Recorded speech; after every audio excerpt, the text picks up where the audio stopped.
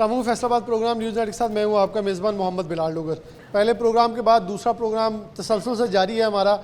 2023 कैसा रहा, 2024 कैसा हो सकता है। उमैर अजमत अब हमारे साथ मौजूद हैं। अगले रिपोर्टर्स में से हमारे सीनियर रिपोर्टर हैं जो कि कस्टम्स को भी देखते हैं, FBR को भी देखते हैं, एक्साइज को भी देखते हैं, सुई नॉर्दर्न गैस को भी देखते हैं। उमैर बहुत शुक्रिया वक्त देने। इसके साथ साथ पाकिस्तान तहरीक इंसाफ तो वैसे अब जमात नहीं उस हद तक फ़ाल रही, लेकिन उनकी जितनी भी एक्टिविटीज़ थी वो उमैर अजमत उनको कवर कर थे। उमैर सबसे पहले हम शुरू कर लेते हैं FBR से। टैक्स कलेक्शन, रेवेन्यू जनरेशन, कमाऊ पुत अदारा कहते हैं, कितना कमाऊ पुत रहा, साथ साथ सुई गैस, ये दो फेडरल अदारों के बारे में पहले इन्फॉर्मेशन दे दें। साल 2023 में आवाम को कितने फ़ायदे इनसे पहुँच सके, कितने नुकसानात रहे, क्योंकि इंडस्ट्रियलिस्ट तो इनका रोना ही रोते रहे हैं, और आगे आने वाले दिन 2024 में कुछ अच्छी की उम्मीद है। बिलाल देखें, इस वक्त जो पाकिस्तान का सबसे बड़ा मसला था और है वो पाकिस्तान में इकानमी का मसला है, पाकिस्तान की इनकम का मसला है, क्योंकि हमें ये मसले सबसे ज़्यादा दरपेश आ रहे थे बिलखुसूस जब से PDM की गवर्नमेंट के वो 16 महीने और फिर उसके बाद केयर टेकर सेटअप इस साल के दौरान ही 23 के दौरान ही केयर टेकर सेटअप आया, तो उसके बाद ये बड़े माशी चैलेंजेस थे और जो थे इदारे, उनके लिए भी सबसे बड़ा माशी चैलेंज और इस हुकूमत के लिए भी चैलेंज यही था कि किस तरह से पाकिस्तान को डिफ़ॉल्ट होने से बचाया जाए और इसकी मईशत को पैरों पर खड़ा किया जाए। गो कि कारोबारी लिहाज से तो अभी भी मुश्किलात बहुत सी हैं, बहुत सारे मामलात हैं। इंपोर्ट्स पर अभी गैर एलानिया पाबंदी है। ज़ाहरी तौर पर तो हुकूमत की जानिब से इंपोर्ट्स की इजाज़त दी गई है, लेकिन फैसलाबाद इंडस्ट्री का शहर है तो यहाँ पर बहुत सारे मसाइल हैं इंडस्ट्री की पार्ट्स की इंपोर्ट्स के हवाले से, मशीनरी की इंपोर्ट्स के हवाले से और रॉ मटेरियल की इंपोर्ट्स के हवाले से, तो उसके साथ साथ बहुत से मसाइल रहे। ताहम अगर हम टैक्स इनकम को देखें तो वो पाकिस्तान की जो है वो काफ़ी ज़्यादा बेहतर हुई है। बिलखुसूस अगर हम FBR से स्टार्ट करें जो कि पाकिस्तान का सबसे बड़ा टैक्स कलेक्टर है, और फैसलाबाद की ही बात करें तो FBR की जो टैक्स इनकम है उसमें गुज़श्ता साल के मुकाबले में 2022 के कंपेयर 2023 में 40% इंक्रीज़ जो है वो देखने को मिली है। यानी कि फैसलाबाद में अब तक 53 अरब रुपए फैसलाबाद से टैक्स कलेक्ट हुआ है, और इसमें अभी जो बहुत बड़ी इंडस्ट्री है, जो लार्ज स्केल मैन्युफैक्चरर्स हैं, उनकी टैक्स आमदनी में शामिल नहीं है। वो या तो फिर मुल्तान में रजिस्टर्ड है, या फिर लाहौर, या फिर कराची में रजिस्टर्ड हैं। बाकी जो बचने वाले यूनिट्स हैं, ट्रेडर्स हैं, उनमें फैसलाबाद में जो है वो 53 अरब रुपए की टैक्स कलेक्शन हो चुकी है, जो कि गुज़श्ता साल के मुकाबले में 40% ज़्यादा है। 35 अरब रुपये इसमें इनकम टैक्स वसूली हुई है, जो कि लोगों से उनकी आमदन पर वसूल किया जाता है। इसी तरह सेल्स टैक्स जो कि आवाम के लिए बोझ बनता है, क्योंकि उससे महंगाई आती है, आम आदमी को भी उसका बोझ बर्दाश्त करना पड़ता है, तो उसमें भी काफ़ी हद तक इजाफा रिकॉर्ड किया गया है। रिफंड्स की हम अगर बात करें, फैसलाबाद टेक्सटाइल सिटी है तो यहाँ पे एक्सपोर्टर्स की बहुत बड़ी तादाद मौजूद है, और उनके अरबों रुपए के रिफ़ंड, क्योंकि जो वो सेल्स टैक्स अदा करते हैं फिर रिफ़ंड की सूरत में उनको वापस मिल जाता है। तो फैसलाबाद में अब तक रिफ़ंड्स अदायगियों में भी गुज़श्ता साल के मुकाबले में 43% तक इजाफा रिकॉर्ड किया गया है, और रिफ़ंड्स की अदायगियाँ जो हैं वो 23 अरब रुपए से भी ज़ायद तजावुज़ कर चुकी हैं। उसके साथ साथ मैं बताऊँ, ये टैक्स कलेक्शन की बात हुई, टैक्स चोर भी 2023 में काफ़ी हद तक फ़ाल रहे। 30 अरब रुपए की टैक्स चोरी जो है वो फैसलाबाद और दीगर शहरों में हुई है। वो केसेस जिनमें फैसलाबाद के लोग किसी न किसी तरह से इन्वॉल्व थे, तो मजमूई तौर पर 30 अरब रुपए के केसेस ऐसे हैं जिनको FBR ने ट्रेस आउट किया है, और वो केस मुख्तलिफ अदालती फॉरम्स पर चल रहे हैं। और इसमें जो दुख की बात यह है कि इन केसेस में ज़्यादातर रिकवरी नहीं हो सकी है अभी तक, क्योंकि केस जो है वो मुख्तलिफ फॉरम्स पर ज़ेर समात है, और उन केसेस में पेंडिंग होने की वजह से, पेंडेंसी होने की वजह से उन केसेस में अभी तक रिकवरी नहीं हो सकी। इसके साथ ही मैं FBR का दूसरा शुबा कस्टम है उसकी तरफ भी आ जाता हूँ।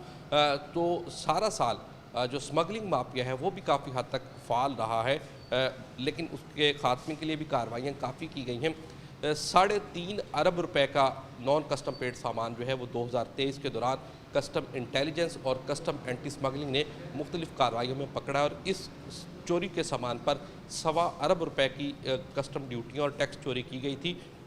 जिसकी रिकवरी कस्टम हुकाम ने बनाई है। तो ये दो बड़े महकमे हैं या दो बड़े टैक्स आमदन के ज़राए हैं पाकिस्तान के, तो उनकी ये कारकर्दगी गुज़श्ता साल की निस्बत हौसला अफजा रही है। उमर, थोड़ा सा हम अब थोड़ा सा आगे चलेंगे तो एक्साइज़ फैसलाबाद और बहुत ही अहम सियासत के ऊपर थोड़ा बता दें। 2024 में पाकिस्तान तहरीक इंसाफ को कोई कहीं स्पेस मिलती नज़र आ रही है?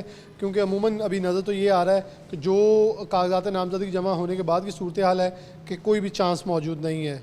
जो तगड़े और ऐसे घर थे वो तो अपने आप को आज़ाद ही डिक्लेयर कर चुके हैं, उन्होंने अपने आप को पीटीआई लिखा नहीं है। जिन्होंने पीटीआई लिखा था वो उससे पहले पीटीआई नहीं डिक्लेयर कर रहे थे, लेकिन अब पीटीआई डिक्लेयर कर रहे हैं। तो उनको किस हद तक परेशानियों का सामना करना पड़ेगा, और एक्साइज़ और पीटीआई दोनों को नज़र आसानी कर दें इस पर? जी बिलाल, सबसे पहले मैं पॉलिटिक्स पे बात करूं कि ये अहम फैक्टर है। पाकिस्तान तहरीक इंसाफ की सियासत पे अगर हम बात करें तो पीटीआई जो है, मैं समझता हूं कि एक बार फिर अवाम में ज़रूर मकबूल होगी, लेकिन उसके बाद पास अगर कैंडिडेट्स की, स्टेक होल्डर्स की, अहदेदारों की अगर बात की जाए तो सिचुएशन वो 2013 से पीछे वाली अब एक बार फिर चली गई है। क्योंकि जो बड़े नाम हैं, अगर हम फैसलाबाद से बात करें तो सारे बड़े नाम जो है वो पाकिस्तान तहरीक इंसाफ को खैरबाद कह चुके हैं। रज़ा नसरुल्लाह गुलमन है, फैज़ुल्लाह कमोका है, शेख खुरम शहजाद हैं, नवाब शेर वसीर हैं, साबिक अपोजिशन लीडर राजा रियाज अहमद हैं, इसी तरह साबिक वज़ीर ममलिकत फ़ारूक हबीब समेत जितनी दीगर नामी गिरामी शख्सियात थी तमाम के तमाम पीटीआई को खैरबाद कह चुके हैं, और उन्होंने अपनी सियासी वाबस्तियाँ जो हैं वो दीगर पार्टियों से मुंसलिक कर ली हैं या वो आज़ाद हैसियत में 2024 के इंतखाबात में हिस्सा ले रहे हैं।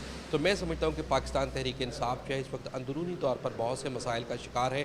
पॉपुलैरिटी जितनी मर्जी हो, लेकिन फिर भी आपके पास अहम शख्सियात का, अहम लोगों का होना ज़रूरी है, क्योंकि पाकिस्तानी सियासत में अभी भी शख्सियात का किरदार जो है वो बहुत ज़्यादा है। और हमेशा से माजी में ये देखने में आया है कि जब भी इंतखाबात हुए हैं इलेक्टेबल्स की सियासत को पाकिस्तान में प्रमोट किया गया है और हमेशा परवान चढ़ाया गया है, और उसके साथ साथ अवाम की भी मजबूरी है कि वो इन इलेक्टेबल्स को ही पसंद करते हैं और उनको ही ज़्यादातर वोट देते हैं। किसी भी आम आदमी का, एक कॉमन मैन का बहुत कम चांसेस होते हैं कि वो पाकिस्तान की पार्लिमानी सियासत में आए और फिर वो जीत कर इक़्तिदार के अवाद तक पहुँच सके। तो मैं समझता हूँ कि पाकिस्तान तहरीक इंसाफ को अब तक रिवर्स गियर लगा हुआ है, और 2024 में भी पीटीआई के लिए काफ़ी ज़्यादा मुश्किलात होंगी। मैं समझता हूँ कि वो पार्टी जो है दोबारा उस लेवल पर जा सके जिस तरह 2018 में थी और पीटीआई ने अपनी गवर्नमेंट बनाई थी। तो अब मैं समझता हूँ कि काफ़ी ज़्यादा परेशानी, काफ़ी ज़्यादा मुश्किलात पाकिस्तान तहरीक इंसाफ के लिए है। इसके साथ जहाँ तक रहा ताल्लुक़ आपका दूसरे सवाल का, तो एक्साइज़ एंड टैक्सेशन की आमदन के हवाले से बात करें तो ये सूबाई इदारा है।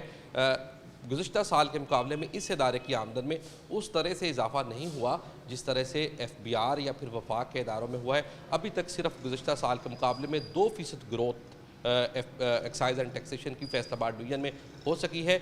2 अरब 32 करोड़ रुपए अभी तक मजमूई तौर पर टैक्स वसूली हुई है, जिसमें सबसे ज़्यादा जो है 1 अरब 40 करोड़ रुपए प्रॉपर्टी टैक्स, जो कि जायदादों पर आयद प्रॉपर्टी टैक्स है।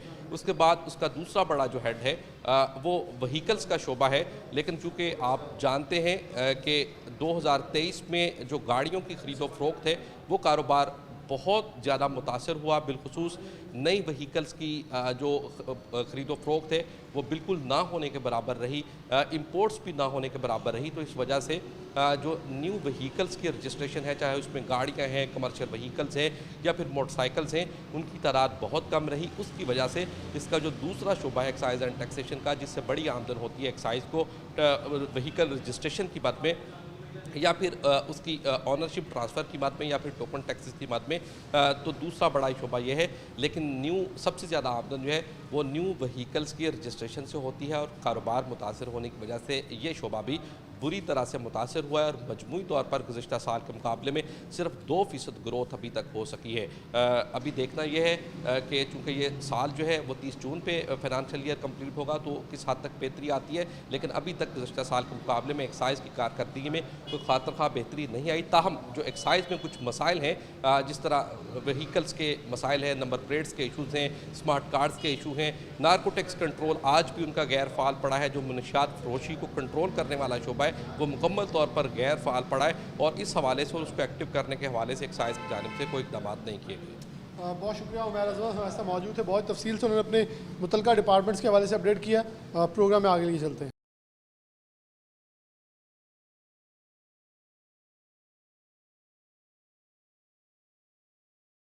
प्रोग्राम में आगे बढ़ते हैं। अवैस अली हमारे साथ मौजूद हैं, फेस्को को देखते हैं, रेलवे को देखते हैं। अवैस, बहुत शुक्रिया वक्त देने के लिए। दोनों फेडरल डिपार्टमेंट हैं, बड़े अदारे हैं, एक तो अवामी सवारी है, दूसरा अवामी सहूलियात मुयसर करते हैं। फेस्को सबसे पहले रेलवे पे आ जाते हैं, ज़रा मुख्तर होगा।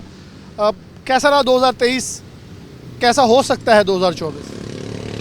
बिल्कुल बिलाल भाई, आप देखते हैं कि रेलवे जो है वो एक अहम अदारा है पाकिस्तान का, मगर साल 2023 भी ये कहना गलत ना होगा कि रेलवे के लिए कुछ बेहतर साल साबित नहीं हुआ। रेलवे के जो दरीना मसाइल हैं फैसलाबाद रेलवे स्टेशन पर, ना तो वो हल हुए हैं। आप इस बात से अंदाज़ा लगा सकते हैं कि गुज़िश्ता 4 साल से रेलवे स्टेशन पर जो स्कैनर मशीन पड़ी हुई है, फैसलाबाद रेलवे इंतज़ामिया से, रेलवे हेडक्वार्टर से वो फ़ाल नहीं बनाई जा सकी। रोज़ाना की बुनियाद पर हज़ारों मुसाफिर जो है स्टेशन पर पहुंचते हैं। तो इंतज़ामी सूरत हाल का इस बात से ही अंदाज़ा लगाया जा सकता है कि इस कदर अदम दिलचस्पी है रेलवे के मसाइल हल करने में कि मसाइल जो हैं वो जू के तू हैं। और इसके साथ साथ जहाँ तक रेवेन्यू की बात है, तो महकमा रेलवे की जानिब से साल 2023 में जो निजी फर्मों को ट्रेनें फ़राहम की गई थी, निजी फर्में भी ट्रेनें जो है वो बेहतर अंदाज में चलाने में कामयाब नहीं रही। रेलवे का ये तजर्बा भी जो है वो कोई कारसाज साबित नहीं हुआ। तो दोनों ट्रेनें जो है वो निजी फर्मों की जानिब से महकमा रेलवे को वापस कर दी गई। और इसके साथ साथ जो मुसाफिरों की तादाद है साल 2023 में, उसमें एक रिकॉर्ड कमी हमें देखने को मिली है, क्योंकि मुसाफिर जो हैं वो अब रेलवे सफ़र को तरजीह नहीं दे रहे। रेलवे को मुनाफा बख्श अदारा बनाकर जो है वो चलाना, जो रेलवे के सीनियर अफसरान हैं उनका यही मानना है कि रेलवे के जो अदारा है उसको मुनाफा बख्श अदारा समझ के नहीं चलाना चाहिए, बल्कि इसको एक विरसा समझ के चलाना चाहिए पैसेंजर्स को सहूलत देने के लिए, ताकि जो दीगर ट्रांसपोर्ट हैं जो महंगी हैं, बिलखसूस फैसलाबाद से कराची के लिए या दीगर सूबों को सफ़र करते हैं, तो उसके लिए महकमा रेलवे जो है वो ट्रेन सफ़र जो है वो दीगर ट्रांसपोर्ट की निस्बत सस्ता है। तो लोगों को सहूलत फराम करने के लिए, और हम जैसा पाकिस्तान मुल्क है, इस मुल्क में आम फेस्टिवल की तरफ आ जाए अब थोड़ा सा। 2023 फेस्टिवल ही ऐसा रहा, सुना कि मीटर तो आ गए। अब बोर्ड ऑफ डायरेक्टर में तगड़े लोग आए और देखा गया कि सीईओ भी चेंज हुए। और इस वक्त सूरत हाल क्या है, 2024 में कुछ अच्छा हो सकेगा? हाँ जी, उम्मीदें तो वाबस्ता हैं कि 2024 में भी बेहतर हो सके, मगर साल 2023 के जो मसाइल थे फेस्को के, वो बहुत ज़्यादा थे। बिलखसूस फेस्को में चीफ़ एग्जेक्टिव जो है वो आर्जी तौर पर तैनात किया जाता है, जबकि फेस्को 8 हिजला की कंपनी है। मुस्तकिल चीफ़ जो है वो मजबूत फ़ैसले लेगा और मजबूत फ़ैसलों से जो है वो तब्दीली आएगी। मीटर ट्रांसफार्मर्स का भी इशू रहा है, और इसके साथ साथ फेस्को में जो है वो सियासी मदाखलत जो है वो पिछले 6 माह से बहुत ज़्यादा थी, जिसकी वजह से ट्रांसफ़र पोस्टिंग बहुत ज़्यादा हुई है। तो वज़ारत तवानाई पावर डिवीज़न को खुश करने के लिए फेस्को ने मुबैना तौर पर जो बैच नंबर 24 है इंडस्ट्री का, उसको और डोमेस्टिक कंज्यूमर को भी बहुत ओवर बिलिंग की, तो लोगों को बहुत से मसाइल का सामना करना पड़ा। और इसके साथ साथ जो FPA निकालने का झांसा था पावर डिवीज़न की हदायत पर, नून लीग की जो सीनियर क़यादत है फैसलाबाद की, उन्होंने अपने हलकों में ऐलानात तक करवाए साल 2023 में कि FPA निकाला जाएगा, लोगों के साथ की गई। तो उसके बाद वो फिर खबर आई थी कि फेस्को ने ओवर बिलिंग की, जो कि साबित भी हुई। तो उसके बाद क्या आवाम को कोई उसका फीडबैक, उसका सदेबाब, कोई कंसोलिडेशन के अंदर कुछ पैसे वापस हुए, कुछ रिलीफ वापस हुआ? उस पर फेस्को का बिलाल भाई ये मौक़िफ़ है कि इन्होंने ओवर बिलिंग नहीं की, जबकि नेपरा की जानिब से 2 माह में, 1 माह में 6 दिन कम रीडिंग करवाई गई और दूसरे माह में 6 दिन ज़्यादा रीडिंग करवा के उसको मैनेज किया गया। मगर आम कंज्यूमर इस बात को नहीं मानता, कोई भी इस बात को मानने को तैयार नहीं है कि जब 30 दिन की रीडिंग का बिल भेजना होता है तो 30 दिन का भेजा जाए। तो नेपरा की हदायत हो या फिर वज़ारत तवानाई पावर डिवीज़न की हदायत हो, लेकिन कंज्यूमर ये चाहता है कि वो बिजली इस्तेमाल करता है, उसका बिल बर वक्त देता है। अगर वो बिल नहीं देता तो फेस्को की जानिब से मीटर काट लिया जाता है। तो 30 दिन की रीडिंग जो है वो फेस्को कर सकता है। जब फेस्को रीडिंग कम या ज़्यादा करता है तो उससे सार्फिन के तहफ़्फ़ुज़ात भी पैदा होते हैं, तो उससे ओवर बिलिंग भी हमने देखा कि उससे ओवर बिलिंग भी सामने आती है। तो इन्होंने ऑनलाइन इंस्टॉलमेंट करके उस चीज़ को मैनेज करने की कोशिश की है, मगर सार्फिन के साथ उसमें खुलम खुला ज़्यादती हुई है। नेपरा की जानिब से इंक्वायरियाँ भी बैठाई गई हैं, वज़ारत तवानाई पावर डिवीज़न ने भी जो है उस पर इंक्वायरी बैठाई है, मगर उसका फ़ायदा तभी होगा कि जो कंज्यूमर हैं उनको रिलीफ फराम किया जाए। बिजली पहले ही बहुत महंगी है, तो ऐसे में जो फेस्को है उसको कंज्यूमर को सहूलत फराम करने के लिए इकदाम करना होंगे। इकदाम करने होंगे और ये बड़ी इम्पोर्टेंट है। 2024 में फिर कुछ उम्मीद, अपडेट दोनों अदारे जो आप देख रहे हैं उनमें हो सकती है। सियासी वाबस्तगियाँ तो आपने बताई, तो ये सियासी असरसूख चलेगा, इलेक्शन अब सर के ऊपर हैं, तो क्या अभी इनको कुछ रोका गया है या ये काम तो तेज़ हो जाएगा फिर ऐसे? बिल्कुल, ट्रांसफ़र पोस्टिंग जो है वो बहुत ज़्यादा हो रही थी। इलेक्शन कमीशन की पाबंदी की वजह से फेस्को में किए गए 80 से ज़ायद जो तबादले हैं वो वापस भी हुए हैं। तो अदारों को चलाने के लिए आप बेहतर समझते हैं कि जब तक सियासी मदाखलत रहेगी, जब तक मेरिट पे फ़ैसले नहीं होंगे, जब तक मुकम्मल मनसूबा बंदी तैयार नहीं की जाएगी, जब तक मसाइल को कबूल करके उनको हल करने की कोशिश नहीं की जाएगी, तब तक अदारों में तब्दीली जो है वो नहीं आएगी। जब तक सियासी असर व रसूख रहेगा और जो बड़े अफसरान हैं रेलवे के भी और फेस्को के भी सिर्फ अपना टेनोर पूरा करने के लिए और अपने लोगों को oblige करने के लिए ड्यूटी करेंगे, तो हम ये समझते हैं कि उससे जो है वो तब्दीली नहीं आएगी। रेलवे के हालात आपके सामने हैं, ट्रेनें अभी भी लेट आती हैं, बहुत से रेलवे के मसाइल हैं और जो फेस्को के मसाइल हैं वो भी सामने। और फेस्को के जो मसाइल हैं, क्योंकि फेस्को रिकवरी की बुनियाद पर एक बेहतरीन कंपनी है, फैसलाबाद के शहरी मुल्क भर में सबसे ज़्यादा बिल देने वाले लोग हैं। फेस्को के 8 अजला में लोग बिल देते हैं, उसके बावजूद अगर फेस्को जो है वो अपने सार्फिन को सहूलियत फराम नहीं करता तो फिर इन सार्फिन की जो है वो बदकिस्मती है। फेस्को को ये मामला भी उठाना चाहिए वजारत तवानी पावर डिवीज़न के सामने कि रिकवरी की बुनियाद पर बेहतरीन जो कंपनी है उसके लोगों को सहूलत फराम करने के लिए कौन सी इकदाम करने चाहिए, नए कनेक्शंस का इजरा जो है वो किस तरह करना चाहिए। बिलखसूस फैसलाबाद इंडस्ट्रियल शहर है, तो नई इंडस्ट्री को कनेक्शन देने के लिए, सहूलत देने के लिए ना कि मुश्किलात पैदा की जाएँ बल्कि आसानियाँ पैदा करने के लिए कमेटियाँ तश्कील की जाएँ और लोगों के काम जो हैं वो बर वक्त किए जाएँ, बर वक्त काम किए जाएँ, आवाम को सहूलत दी जाए। बिल्कुल वैसे सही कहा कि अगर इतना बड़ा डिस्को फेस्को है जो कि इतनी बड़ी तादाद के अंदर रेवेन्यू जनरेशन करके दे रहा है, तो उसके जो रेवेन्यू देने वाले लोग हैं उनको सहूलियात भी वैसे ही मुयसर आनी चाहिए। एक ब्रेक, दोबारा हाजिर।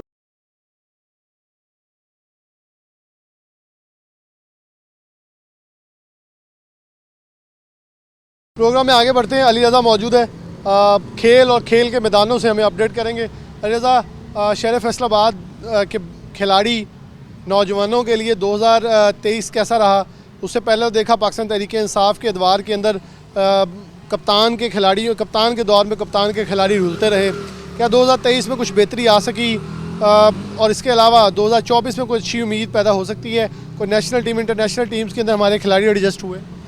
जी बहुत शुक्रिया बिलाल भाई, आपने हमेशा स्पोर्ट्स को बहुत ज़्यादा अहमियत दी अपने प्रोग्राम के ज़रिए।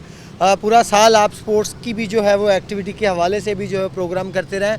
अगर ओवरऑल बात की जाए 2023 में तो इतनी बेहतरी दिखाई नहीं दी, वैसे का वैसे जो है वो 2023 रहा है। तो इसमें काफ़ी मुश्किलात रही है खिलाड़ियों को, कोई इंटरनेशनल मैच यहाँ फैसलाबाद में नहीं हो सका।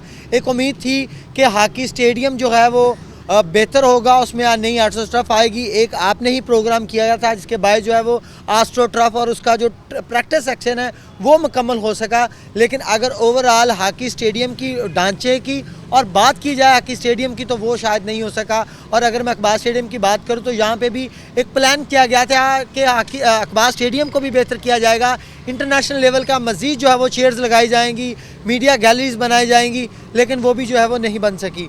और अगर बात की जाए फुटबॉल की तो फुटबॉल का वैसे भी यहाँ पे ग्राउंड कोई नहीं है। अल-फतेह कम्प्लेक्स में जो है वो एक जगह दी गई है, वहाँ पे मैचेस नहीं होते, सिर्फ मखसूस प्रैक्टिस की जाती है।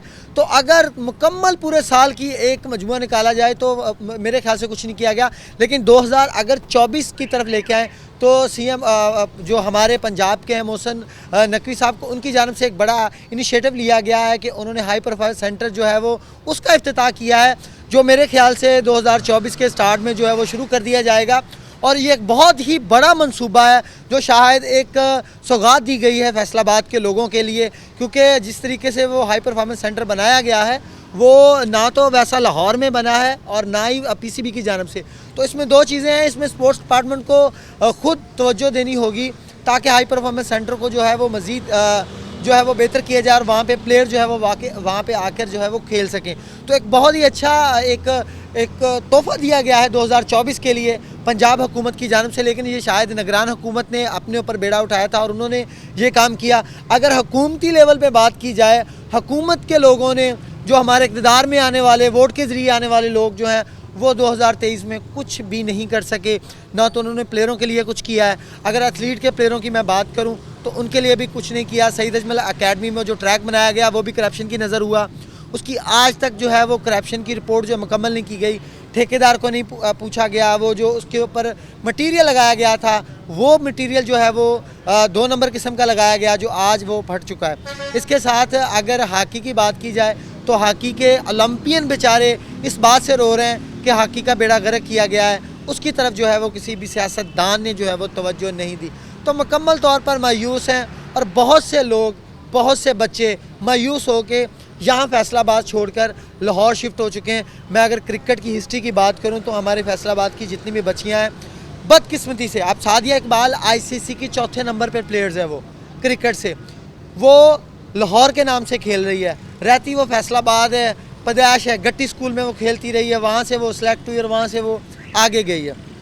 आईसीसी में 4थे नंबर पे है वो बच्ची। इसके साथ हमारी वजीहा लड़की है 3 से 4 और निमरा लड़की है, गुलफरोज़ है, मुख्तलिफ़ किस्म की बच्चियाँ जो यहाँ से छोड़कर लाहौर कॉलेज यूनिवर्सिटी से सिलेक्ट होकर पाकिस्तान खेल रही हैं। मजबूरन ये है कि फैसलाबाद का नाम नहीं होता, जब उनको आप तमाम तर चीज़ें मुहैया नहीं करके देंगे तो बच्चे अपना शहर छोड़कर दूसरे शहरों में मुंतकिल होंगे अली, ताकि उनका फ्यूचर बने। अली माँ खेल कबड्डी की आखिर में बात करेंगे, वो तो मैच चलते रहते हैं, बड़ी तादाद में उन्होंने देखे खिलाड़ियों को बाहर के वीज़े मिले, बहुत बड़ी तादाद में पाकिस्तान में भी कबड्डी इन्वेस्टमेंट लेके आ रही है। तो क्या अपनी मदद आपके तहत ही चलता रहेगा या हुकूमत उसकी तरफ कुछ तवज्जो दे देगी? देखें, मैं इसमें ये बात तो कड़वी लगेगी लेकिन बात ये सच है कि हम सिख बरादरी के ऊपर पूरी कबड्डी करवा रहे हैं अपने पंजाब में और फैसलाबाद में।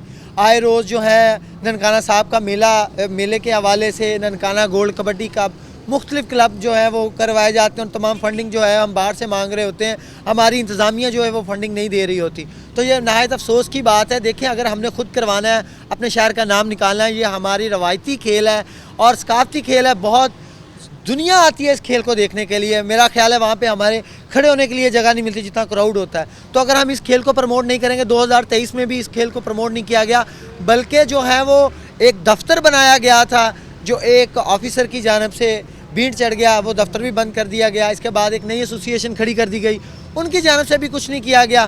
तो प्राइवेट लोग आके यहाँ पे इवेंट करवा रहे हैं, लेकिन अगर कोई बड़ा इवेंट मुझे एक भी ज़िला इंतज़ामिया या हुकूमत बताए कि कबड्डी का उन्होंने करवाया हो तो मुझे नहीं दिखता कि 2023 में इन्होंने कोई करवाया।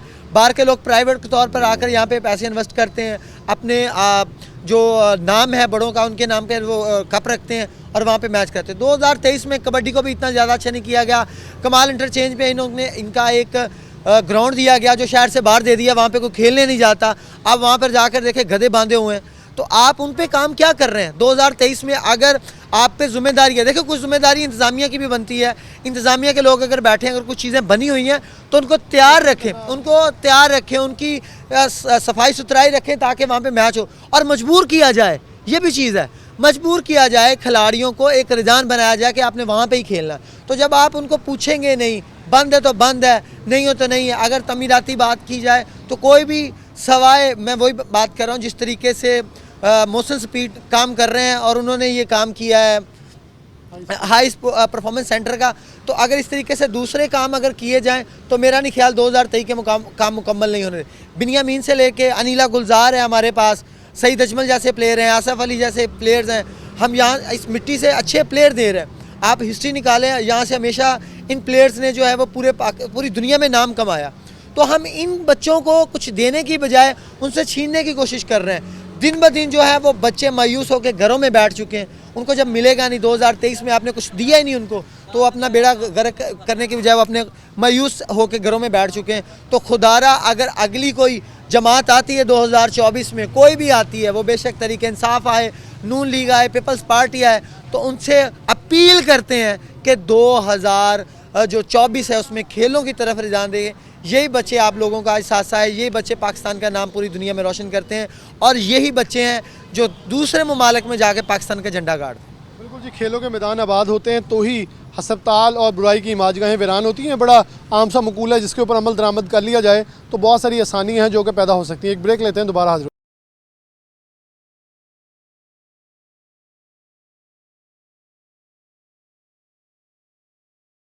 प्रोग्राम में आगे बढ़ते हैं। हमारे बड़े यंगस्टर रिपोर्टर हैं अरसलान दुरानी, इनसे बात करते हैं। अरसलान, फैसलाबाद के रोड्स पे आप जब सूरज ढलता है तो बहुत सारे मसाइल ऐसे होते हैं, कहते हैं एक डे लाइफ होती है, एक नाइट लाइफ होती है। तो जो नाइट लाइफ है उसके 41 के आप स्टार हैं, तो शाम को शहर फैसलाबाद की सड़कों पे क्या होता है? क्या कानून की अमल दरामद होती है? क्या फैसलाबाद के बासियों को सहूलियात मुयसर आती हैं? ये सरकारी इदारे बंद होने के साथ सहूलियात भी बंद हो जाती हैं, या आवाम को वो तमाम सहूलियात मुयसर रहती हैं? निगरान सेटअप और दीगर सेटअप में क्या फ़र्क आपको नज़र आया 2023 के अंदर? देखिए बिलाल भाई, आपने बड़ा अच्छा सवाल किया कि रात के औकातकार में क्या वो सहूलियात यहाँ के फैसलाबाद के शहरियों को मिलती है जो दिन टाइम उनको मिल रही होती है। देखिए नाइट में थोड़े मामलात काफ़ी अजीब और मुख्तलिफ हैं। इंफ्रास्ट्रक्चर के अगर मसाइल की बात की जाए तो वो शहर के अंदर भी शहर के बाहर भी एक जैसे ही हैं। कुछ जो रोड्स हैं वो ठीक हैं, लेकिन बाज़ जो हमने देखे हैं रोड की ख़राबी, खस्ता हाली की वजह से शहरियों को मुश्किलात का सामना करना पड़ता है। लेकिन एक ऐसा शहर जो पाकिस्तान का तीसरा बड़ा शहर है और पंजाब का दूसरा बड़ा शहर है और 62 लाख के राउंड अबाउट जिसकी आबादी है, उस शहर की हालत ये है कि उसके मुतअद्दिद जो स्ट्रीट लाइट्स हैं, जो कि बड़ी एक नॉर्मल सी चीज़ है कि वो एक रोशनियों का शहर इसको हम कहते हैं, वो नहीं बन सका। मुतअद्दिद जो अहम शहर हैं जिनमें कैनाल रोड भी शामिल है, कई जगहों से उसकी स्ट्रीट लाइट्स ख़राब हैं। फिर अगर आप शहर के अंदर दाखिल होते हैं तो आपको वहाँ पर भी इस तरह के मसाइल मिलेंगे। स्ट्रीट लाइट्स ख़राब है, जो रोशनियाँ होनी चाहिए वो रोशनियाँ नहीं है, चमक दमक वैसी नहीं है। फिर एक तो ये बात होगी, फिर जनाब जो मुतअद्दिद इशारे हैं, ट्रैफिक सिग्नल्स हैं, वो ख़राब है। अब ट्रैफिक सिग्नल्स ख़राब होंगे तो रात को ज़ाहिर बात है ज़्यादा इन चीज़ों पर फोकियत दी जाती है, क्योंकि रात को जब सफ़र करता हुआ कोई भी आता है शहर में तो उनको ज़रूरत होती है कि वो ट्रैफिक क़वानीन की पासदारी करे और अमल दरामद भी करे। लेकिन ना ही तो अमल दरामद करवाने के लिए ट्रैफिक पुलिस के कोई वार्डन वहाँ पर मौजूद होते हैं और ना ही वो ट्रैफिक सिग्नल्स खुद वहाँ पर मौजूद है, क्योंकि वो बाज़ जगहों पर तो वैसे ही ख़राब है और जहाँ पर हैं वहाँ पर अमल दरामद नहीं हो रहा, वहाँ पर कोई वार्डन नहीं है या कोई ना कोई सूरत हाल इस तरह की है जिसकी वजह से मसाइल का सामना। फिर रात का एक और बड़ा मसला है, वो ये है कि बाज़ जगहों पर दिन के वक्त भी क्योंकि मसाइल ऐसे हैं जो कि रात को ज़्यादा डिस्टर्ब करने वाले हैं। अगर दिन में फॉर एग्जांपल एक जगह पर पानी खड़ा हुआ तो रात को ज़्यादा डिस्टर्ब करेगा। तो सीवरेज के मसाइल जब रात को ज़्यादा होते हैं तो फिर रात को उनको मसाइल का सामना करना पड़ता है। लेकिन ओवरऑल अगर बात की जाए तो इंफ्रास्ट्रक्चर के मसाइल, सीवरेज के मसाइल वो 2023 में भी वैसे ही रहे हैं जैसे 2022 में थे। होना ये चाहिए था कि अब, क्योंकि एक तो ये है कि एक अगर हुकूमत हो जो कि एक मैंडेट लेकर आई हो और एक वाज़ेह इंतखाबात में हिस्सा लेकर आई हो, वो एक पता होता है कि उसने कोई काम करवाने हैं। क्योंकि ब्यूरोक्रेसी में भी इतने सारे तबादले होते रहे हैं। अब 2 डिप्टी कमिश्नर यहाँ पर तब्दील हुए हैं, MD वासा 1-2 बार तब्दील हो चुका है और इसके अलावा PHA पार्क्स की अगर हम हालत की बात करें तो उसका जो फिर FDA का भी यही सूरत हाल है। तो जो मुतलका महकमे हैं जिन्होंने शहर की खूबसूरती को बना के रखना है या शहर में जो मसाइल उनको हल करना है, उनके जो सरबराहान हैं अगर वो उनके तबादले होते रहेंगे, एक अगर अफसर वो बैठा रहे और काम करता रहे मुस्तकिल तौर पर, तो वो उसका ये होता है कि वो जो प्रोजेक्ट चल रहे होते हैं पीछे उसको लेकर के चलता है, 1 साल में मुकम्मल करने की कोशिश करता है। लेकिन अब 1 साल में जब तबादले 3-4 दफ़ा होंगे तो फिर म्यूनसिपल कॉर्पोरेशन कैसे जाके स्ट्रीट लाइट्स ठीक करवा, जबकि उसके अपने जो CEO है जिसको हम चीफ ऑफिसर भी कहते हैं, उसके 3 दफ़ा तबादले हो जाए, 2 दफ़ा तबादले हो जाए। तो ये तबादले जो हैं इन्होंने भी बड़ा असरअंदाज किया है शहर के मसाइल को। रात के वक्त में भी और दिन के वक्त में भी मसाइल जो हैं वो वैसे ही रहे हैं और मसाइल के हल के लिए 2023 भी हमें एक ख्वाब भी नज़र आया कि यहाँ पर मसाइल हल होंगे। मसाइल हल नहीं हो सके जो कि होने चाहिए थे। बहुत शुक्रिया असलान दुरानी हमारे साथ मौजूद थे। उन्होंने कहा साल 2023 में भी कुछ बदलता और कुछ अनहोनी होती नहीं देखी। हमारे साथ जहांगीर अशरफ मौजूद हैं, हमारे एजुकेशन के वो एक ब्राइट स्टार होते हैं ना फैसलाबाद की एजुकेशन बीट के हवाले से देखें तो जहांगीर अशरफ से कोई भी चीज़ ढकी छुपी नहीं है। जहाँ फैसलाबाद में इनकी बीट में राव इकबाल जैसा सितारा गुरूब आफ्ताब की तरह, वो सितारा तो गुरूब आफ्ताब नहीं होगा ना वो सूरज गुरूब होगा, लेकिन कहते हैं ना वो एक ऐसे उस्ताद से शहर फैसलाबाद ज़रूर महरूम हो गया जो अपनी अब एक बड़ी ही एक्सपर्ट राय तो दे सकेंगे लेकिन वैसे अपना किरदार अदा नहीं कर पाएंगे जो कि शायद वो करते आए हैं। जहांगीर की तरफ बढ़ेंगे। जहांगीर अशरफ, आप साल 2023 को एजुकेशन के लिए कैसा देख रहे हैं? क्योंकि पिछले दौर में पाकिस्तान तहरीक इंसाफ के दौर में हमने देखा बहुत सारे गिले शिकवे, बहुत सारी चीज़ें रह गई जो नहीं हो सकी। अब आप कैसे देखा 2023 में? क्या निगरान सेटअप में कुछ चीज़ें बदलती देखी गई, कुछ चीज़ें ठीक हुई, कुछ साजा की तहरीकें चली, रोज़ आया तहरीक चल रही थी, अब 2024 में इलेक्शन भी हो रहे हैं, तो आप कंपैरिजन कैसे करते हैं? बिलाल, अगर बात करें एजुकेशन की तो उसमें स्कूल से यूनिवर्सिटीज़ तक तो हमारे जो 2023 है वो कोई खुशाइन नहीं रहा। बहुत ज़्यादा मायूसी के बादल छाए रहे। 2023 में भी वो नौजवान जो कि इंतज़ार में थे कि शायद भर्तियाँ होंगी और टीचर्स की वैकेंसी में वो अपने आप की खिदमात पेश करेंगे। लेकिन पिछले 5 साल में चूँकि पीटीआई की गवर्नमेंट जो है वो इंतहाई उसकी मायूसकुन कारकर्दगी रही कि वो नहीं आवाम को इस हवाले से कोई खुशखबरी दे सकी महकमा तालीम के हवाले से। और जो इस वक्त खाली सीटों की तादाद है वो फैसलाबाद में 6000 असाज़ा की खाली सीटें मौजूद हैं सिर्फ स्कूल्स में, और अगर पूरे पंजाब की बात करें तो 1,13,000 असाज़ा की सीटें खाली हैं। ये वो महकमा है जो कि सबसे बड़ी अफरादी क़ुव्वत वाला महकमा है, जिसने हमारे बच्चों को मुस्तक़बिल के मामार बनाना है और उनको लेकिन फैसिलिटीज़ की बात करें तो कमरे नहीं बन सके, कोई भी नए फर्नीचर कोई इस हवाले से नया नहीं मिल सका। सिर्फ 20 स्कूल जो मॉडल बनाने के हवाले से उनको कुछ फंड्स मिले, वो उनमें से 10 स्कूल पहले ही मॉडल थे जो पिछले साल मॉडल बना दिए गए थे।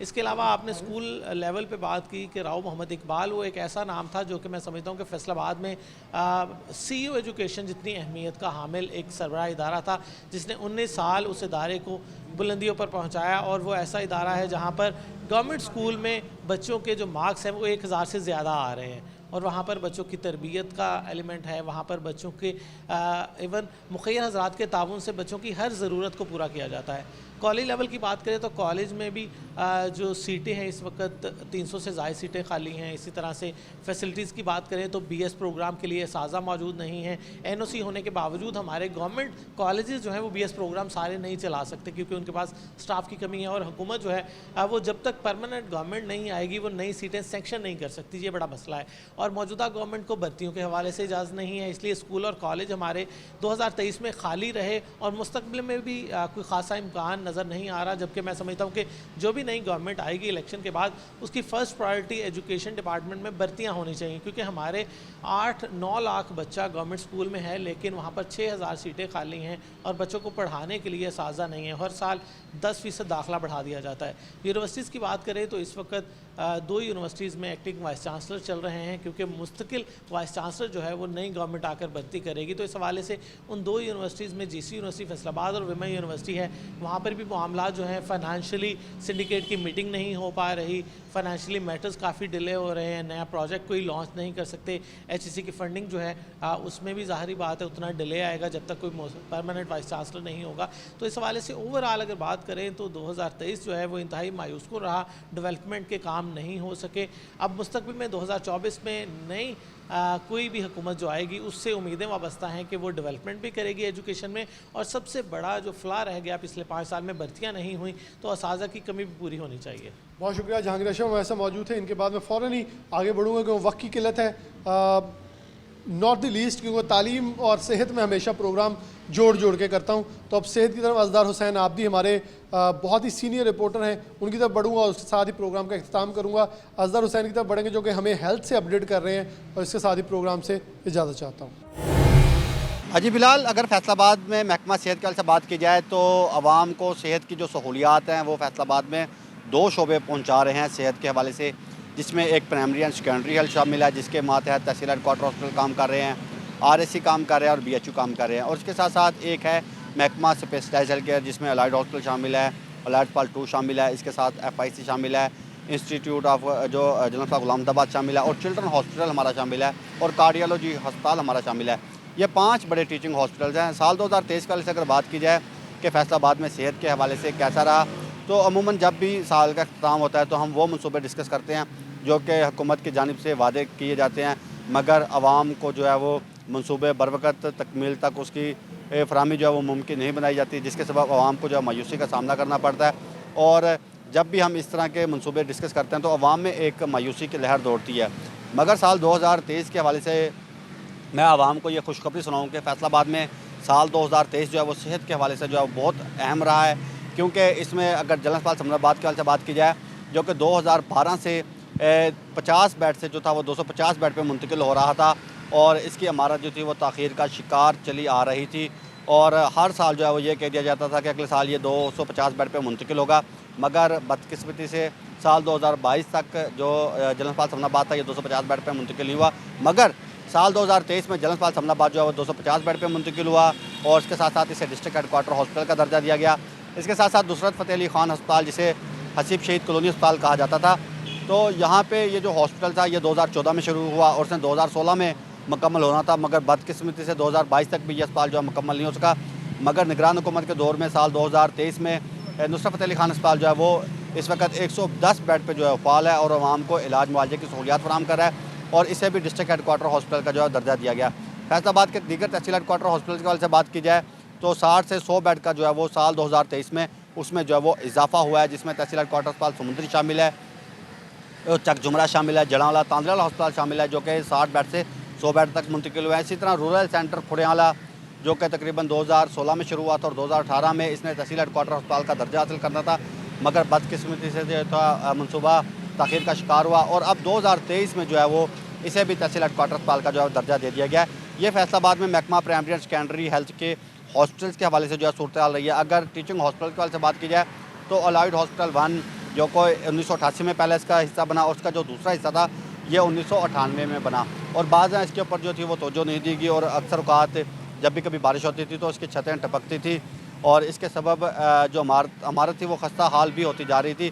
तो हुकूमत की जानिब से 1 अरब तकरीबन 56 करोड़ की लागत से जो था इसका रिवैम्पिंग का काम जो है शुरू करवाया गया और डेडलाइन जो दी गई है वो 31 जनवरी की 2024 की दी गई है कि 2024 में ये जो अस्पताल है ये एक नए सूरत हाल के पेश नज़र एक नई तस्वीर से एक नई शक्ल से जो है वो आवाम को इलाज मुआवजे की सहूलियात फराम करेगा। इसी तरह अलाइड हॉस्पिटल 2 की अगर बात की जाए तो अलाइड हॉस्पिटल 2 जो कि 1964 में बना था तो इसकी भी रिवैम्पिंग जो थी वो नहीं हो सकी थी और अब इसकी भी जो है रिवैम्पिंग का काम जारी है और जल्द ये भी रिवैम्पिंग जो है मुकम्मल होगी।